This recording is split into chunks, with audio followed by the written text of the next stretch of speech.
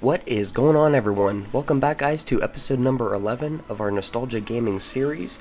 And in today's episode, everyone, we are going to be reviewing the classic Call of Duty Finest Hour, which was created and released in 2004 by Activision.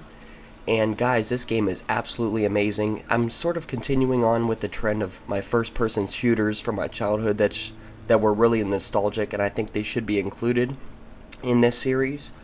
In this game, guys, it's another World War II first-person shooter, but one of the reasons why I like it so much is because you're able to play on the Russian front as well as American and British troops, so you're able to see the different perspectives from the war, and you're able to go to actually Africa. As you can see here, the first mission, we're in Stalingrad. It kind of reminds me of Medal of Honor Frontline, how you start by storming, sort of like you start on a boat here and then you land and you have to get your ammunition. Basically, it's kind of funny. Well, it's not really funny. It's kind of messed up here how you have to, when your first person in front of you gets killed, you pick up his rifle and then take your ammunition clip that you've been giving and pick up his rifle. So yeah, the Soviet forces really did not have, they ended up running out of a lot of weapons during this battle, and they were forced to even throw rocks at machine gun nests, which was pretty crazy. But anyways, guys, back to this first mission here. You'll notice in this game you're able to go prone as well as crouch, in which we're going to have to do that to get through these machine gun firing bunkers. They're shooting at us, and we have to kind of crawl through these trenches here. And in this gameplay clip, I will be showcasing first two levels in the game. They take place over the Battle of Stalingrad, so in this mission you have to storm the hill, and then in the next mission we're going to have to storm this bunker and take out these pillboxes, or kind of traverse through these pillboxes and take out the machine gun nests. And throughout this game, guys, you'll notice there's various different weapons. On the back of the game, the cover, it says, together with your squad, take on a variety of epic single-player combat missions, or go online for Axis versus Allies team-based multiplayer action. So this game provided also multiplayer capabilities, which is very cool for the time.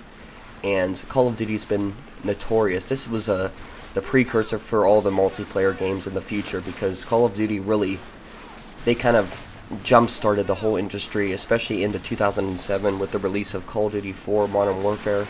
That's when the multiplayer genre and first-person shooters just kind of exploded from there. Although Halo did, I guess Halo and all the other games too, they played a part in it, but Call of Duty is just one of my most memorable games from my childhood. And you'll notice throughout the game, as some of these characters take health damage, or take damage from machine gun fire and stuff throughout the level, their name will start to transition from this solid green color to like a yellowish orange and then a red eventually, right before they die. So that's another indication on how you're able to tell if your squad members are still living or not, is just by looking at the color of their name here. So the game, it also has a very great storyline. As I mentioned earlier, you start off with the Russian forces throughout World War II, so you're battling the Nazis, the fascists, and you'll learn a little bit more about the Russian side of World War II and how they incorporated some of the female soldiers into their army, because that was another major part in the Soviet army, was women really did play more of a major role. They were kind of on the front lines. They were snipers, and they helped out the men a lot, quite a bit. Just like in America, how they manufacture and stuff. I forget that, whatever that girl, famous poster, something, the Riveter, I think her name is, I can't remember, Rosa the Riveter or something. But she's that famous poster of the American lady working in the factory, so kind of like a propaganda poster for the time being. But also, guys, another thing I wanted to mention is there's various rifles and stuff you're able to pick up throughout the levels. So if you kill an enemy and you see he has an MP40 or whatever, you could switch that out for the Kar 98, which I will be doing later on. But overall, guys, the gunplay in this game is, I would say it's more smoother. It's smoother than Medal of Honor Frontline, definitely, because this game came out just like a couple years after that, so they were able to perfect it a little bit better. And I think, honestly, guys, one of my favorite games, which I will be reviewing probably within a few episodes, is Call of Duty 2 Big Red 1. That game has one of the best stories in a Call of Duty, in my opinion. It is one of the most memorable installments in the Call of Duty series franchise. And yeah, I just highly recommend that game, guys. To read a little bit more off the back cover, it says, head to the front lines of World War II's epic battles, including the Russian charge of Stalingrad, which we covered, British raids in North Africa, and the American-led tank battles in Belgium. So, as you progress throughout the game, you'll also be able to take control of the American forces and their tanks. They're very powerful tanks throughout World War II, so there's some really cool missions. This game features a variety of different missions. One of the hardest ones is actually defending a factory against the German forces, and you're trying to repair your tank. It's when you're the female soldier. I think her name is Tanya or something, but we'll end up meeting her in the second mission when our sergeant gets sniped by one of the Germans in the bunker, and then she kind of helps us out. She provides covering fire as we advance on the German bunker and take it out in the second level. So, up here, guys, this is another instance of the Russian forces that are just going to charge right into the machine gun fire, as you can see. And this is actually historically accurate. A lot of the Soviet troops, when they ran out of ammo or whatever, they would just literally charge, send their troops right to slaughter. So, it's kind of sad that they just, I don't know, I guess that's just how Joseph Stalin wanted to do it.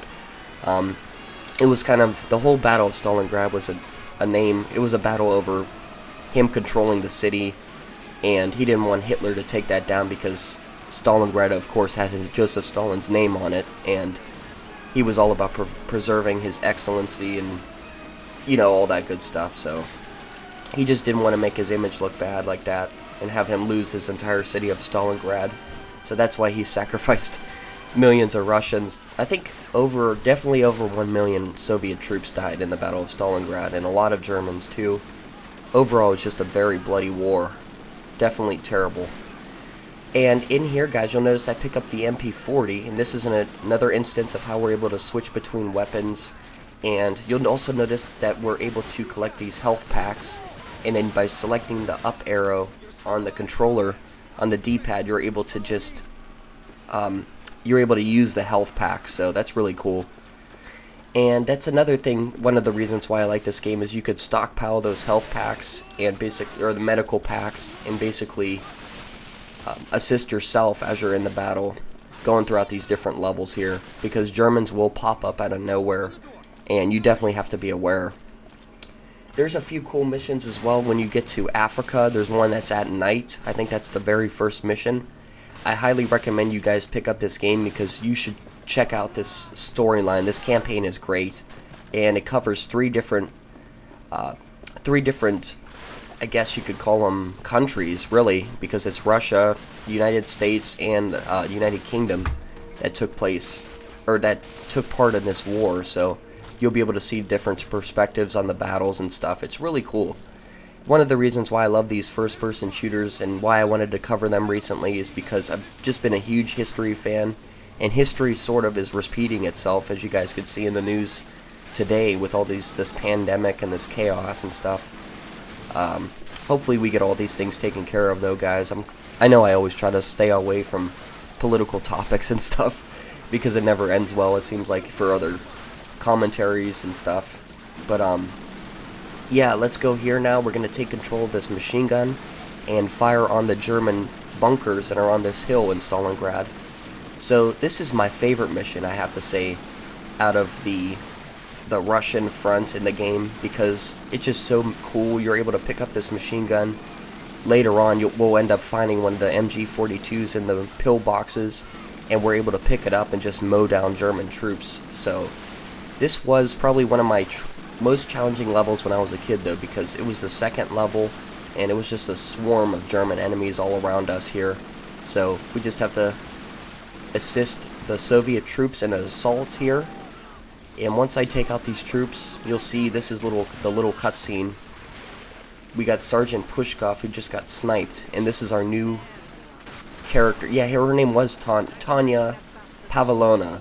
So, Lieutenant Tanya Pavlona. So, yeah, she's pretty badass, and she helps us out through this level. She kind of assists us here. As you can see now, she says she has a new job for us. So, we have to take control of the city again, and we'll start by doing this bunker here. So, yeah, you'll eventually be able to take control of her character, like I mentioned, in the factory level, when you have to defend it, and as our Soviet troops are repairing one of the tanks, the T-34s, we have to kind of provide covering fire and stuff in the later missions, so it's really cool, guys. Like I said, I highly recommend this game, and I already recorded another episode number 12 of NGS, so that episode will probably be coming out tonight. And by the way, I'm recording this Thursday morning before work. I recorded all these clips last night when I was just trying to get a bunch of footage recorded for NGS and stuff. But yeah, by the way, guys, I hope you're enjoying the series. I've been trying to crank out episodes while I'm on this 2-week spring break, extended spring break, because as you guys know, all of my classes now will be online for the remainder of the semester, and my graduation got even postponed, which really sucks, guys. I'm so pissed about that. So, all because of this coronavirus. So we have to postpone the graduation, and we'll probably do it later in the summer. And even my Russia trip is going to be probably postponed, which I just can't believe that, guys. I've been looking forward to for over 10 years, and now it's going to be moved because of this virus, something invisible that we can't see, but it is deadly, I guess. So, or from what they're telling us. But anyways, guys, back to the game. So we took out a few of the bunkers already, and you'll see I'm just kind of transitioning around the map here. I'm not going to show you the full-length mission, but it's damn near close to full-length mission because this footage, this gameplay clip is almost 15 minutes, I think. So it's 14 minutes and something seconds. I wanted to try to provide as much content as I could in this episode, and here we go, guys. The graphics still hold up too, just like all these other games that were released in the early 2000s. I think the graphics are great, and the controls are definitely more improved in this game compared to the Medal of Honor series. Rising Sun is probably the closest one that's similar to these controls here, in my opinion, because the action button is the same, the jumping and everything. And by the way, guys, this is the final storm of the bunker here, right at the top. So now we're at the top, we have to storm the German bunker, and you'll notice once we make our way around these pillboxes, there's going to be a mass of German troops inside. So I highly recommend that you either get the MG42 light machine gun, or you just select the MP40, because you'll be able to spray and pray here and just take out all these enemies around. Ooh, there we go. Sometimes you'll have to switch between going prone and crouching to avoid getting hit by the bullets. But we do have one medical pack here, so that's definitely going to come in handy as we blow away these German troops. There we go, perfect. And you'll notice the breaching of the doors is also another feature that was implemented in this series. And you'll notice throughout the rest of the Call of Duty games I will be reviewing that some of these same tactics and gameplay mechanics are implemented as well. So that's really cool that they kind of kept the same functionality throughout all of the games and improved it within each new installment in the series. Okay, so now we just have to go to the flagpole, raise it up, raise our hammer and sickle flag, get rid of that Nazi fascist flag, and we'll be all completed with this mission, guys, so that's perfect. And thank you so much, guys, for watching this episode, and stay tuned for more NGS content coming soon.